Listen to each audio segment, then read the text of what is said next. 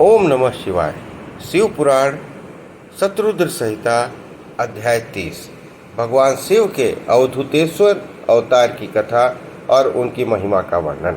नंदितेश्वर कहते हैं, सनत कुमार, अब तुम परमेश्वर शिव के अवधूतेश्वर नामक अवतार का वर्णन सुनो, जिनसे इंद्र के घमंड को चूर चूर कर दिया था। पहले की बात है, इंद्र संपूर्ण देवताओं और बृहस्पति के साथ लेकर भगवान शिव का दर्शन करने के लिए कैलाश पर्वत पर गए। उस समय बृहस्पति और इंद्र के शुभागमन की बात जानकर भगवान शंकर उन दोनों की परीक्षा लेने के लिए अवधूत बन गए।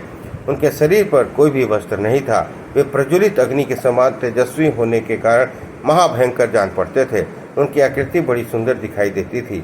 वे राह रोक कर खड़े थे। बृहस्पति और इंद्र ने शिव के समीप जाते समय देख एक अद्भुत शरीरधारी पुरुष रास्ते के बीच में खड़ा है। इंद्र को अपने अधिकार का बड़ा गर्व था, इसलिए वे यह जान न सके कि वे साक्षात भगवान शंकर ही हैं।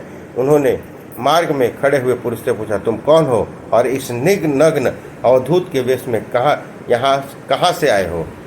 तुम्हारा नाम क्या है? सब बातें ठीक ठीक बताओ, देर न करो। भगवान शिव अपने स्थान पर हैं या इस समय कहीं अनंतर गए हैं? मैं देवताओं और गुरुजी के साथ उन्हीं के दर्शन के लिए जा रहा हूँ।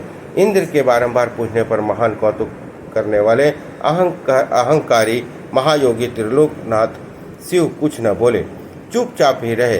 तब अपने ऐश्वर्य के घमंड रखने वाले देवराज इंद्र ने रोष में आकर उस जटाधारी पुरुष को फटकारा और इस प्रकार कहा। इंद्र बोले, अरे मूढ़ दुर्मते, तू बार बार पूछने पर भी उत्तर नहीं देता है, अतः तुझे वज्र से मारता हूँ, देखे कौन तेरी रक्षा करता है। ऐसा कह उस दिगंबर पुरुष की क्रोधपूर्वक देखते हुए इंद्र ने उसे मार डालने के लिए वज्र उठाया। यह देख भगवान शंकर ने शीघ्र ही उस वज्र का स्तंभन कर दिया। उनकी बाह अकड़ गई, इसलिए वे वज्र का प्रहार न कर सके।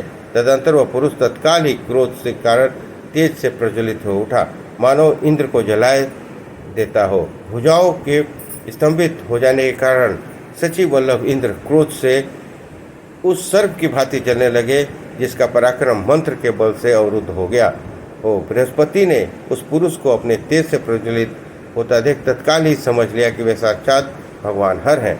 फिर वे हाथ जोड़कर प्रणाम करके उनको स्तुति करने लगे। उस स्तुति के बाद उन्होंने इंद्र को उनके चरणों में गिरा दिया और कहा, दीनानाथ महादेव, यह इंद्र आपके चरणों में पड़ा है, आप इसका और मेरा उद्धार करें। हम दोनों पर क्रोध नहीं, प्रेम करें। महादेव, शरणागत इंद्र की रक्षा कीजिए। आपके ललाट पर प्रकट हुई यह आग इन्हें जलाने के लिए आ रही है। बृहस्पति के बात सुनकर अवधूत करुणाधारी शिव हंसने लगे। कहा, अपने नेत्र के से रोषवश बाहर निकली हुई अग्नि को मैं पुनः कैसे धारण कर सकता हूँ? क्या सर्प अपनी छोड़ी हुई केचुल को फिर ग्रहण कर सकता है? बृहस्पति बोले, देव भगवान भक्त सदा ही कृपा के पात्र होते हैं। आप अपने भक्त वत्सल नाम को चरितार्थ कीजिए और इस भयंकर तेज को अपनी कहीं अन्यंत्र डाल दीजिए। दूत ने कहा, देवगुरु, मैं तुम पर प्रसन्न हूँ, इसलिए उत्तम वर देता हूँ। इंद्र को जीवन दान देने के कारण आज से तुम्हारा एक नाम जीव भी होगा। मेरे ललाटवर्ती नेत्र से जो ये आग प्रकट हुई है, इसे देवता नहीं सह सकते, अतः इसको मैं दूर छोड़ूंगा, जिससे यह इंद्र को पीड़ा ना दे सके। ऐसा कहकर अपने तेज स्वरूप उस अद्भुत अग्नि को हाथ में लेकर भगवान शिव ने क्षार समुद्र में फेंक दिया। वहाँ फेंके जाते ही भगवान शिव का वह तेज तत्काल एक बालक का रूप में परिणित हो गया, जो सिंधु पुत्र जलधर के नाम से विख्यात हुआ। फिर देवताओं की प्रार्थना से भगवान शिव ने ही असुरों के स्वामी जलंधर का वध किया था। अवधूत रूप से ऐसी सुंदर लीला करके लोक कल्याणकारी शंकर वहाँ से अंतर्ध्यान हो गए। फिर सब देवता अत्यंत निर्भय और सुखी हुए।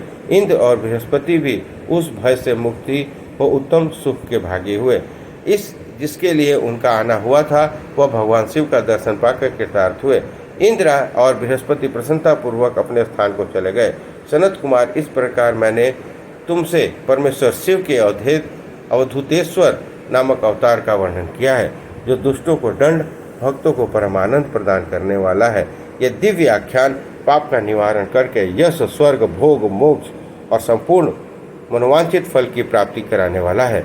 जो प्रतिदिन एकाग्रचित हो इसे सुनता या सुनाता है वह इहलोक में संपूर्ण सुखों का उपभोग करके अंत में शिव की गति प्राप्त कर लेता है। इस प्रकार शिव पुराण शत्रुद्र संहिता अध्याय 30 संपन्न हुआ। बोलिए हर हर महादेव।